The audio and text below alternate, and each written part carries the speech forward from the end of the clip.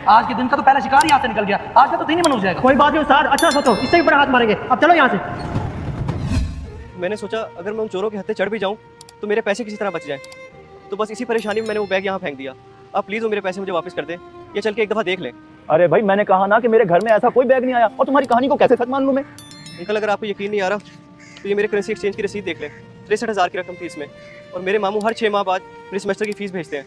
मेरे अब्बू नहीं है, बस एक बीमार माँ है। अगर अंकल आपको उस बैग के बारे में कुछ भी पता है तो मुझे वो वापस कर दें। फिक्र ना करो बेटा, परेशान ना हो। तुम इसी बैग की बात कर रहे हो? अरे जी अंकल, यही था वो बैग, पर इसमें तो सिर्फ 3,000 है। मेरे बाकी पैसे कहाँ हैं? क्या किया आपने उनका?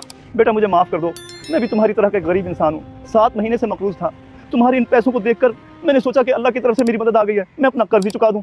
क्या मेरे पैसे आपने किसी और को दे दिए? अब मैं क्या करूँगा?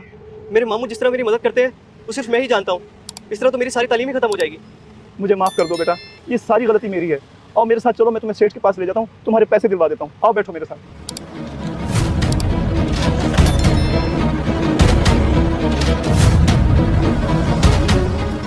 मजीद तू फिर से आ गया, क्या कुछ भूल गया था? जी मैं अपना ईमान भूल गया था। वो जो कर्ज के पैसे मैं आपको देकर गया था ना, वो इस बच्चे के थे, वो तो दे दे मेहरबानी करके। दिमाग खराब है तेरा क्या? 7 महीनों के बहानों के बाद आज तूने रकम वापस की, अब ये घंटा भी नहीं हुआ और वापस लेने आ गया। होश में तो है तू? और वो पैसे इसके कैसे हो गए? कौन है ये? सेठ साहब आज सुबह इतने सारे पैसे। अंकल वो कुछ देर पहले मैंने यहाँ एक बैग फेंका था, नीले रंग का होगा, उसमें मेरे पैसे थे। तो मेरे दिल में लालच आ गई और मैंने सोचा कि इसी बहाने मेरी बाइक बच जाएगी। आप मेहरबानी करके इस बच्चे के पैसे वापस कर दें। अच्छा तो ये बात है। वैसे शर्म आनी चाहिए तुम्हें, बिना तहकीक किए पैसे उठा भी लिए और इस्तेमाल भी कर लिए। ये लो बेटा, ये आपकी अमानत। मुझे इल्म नहीं था कि ये रकम तुम्हारी है। और हाँ, आपकी ये जो बाइक है ना, अब मेरे पास रहेगी। मैं इसे बेच के अपना कर्ज काट लूंगा, समझे आप? जी बेहतर सेठ साहब। आप दोनों का बहुत शुक्रिया। और अंकल आपने गलती तो की, लेकिन उसको फ़ौरन दुरुस्त कर लिया।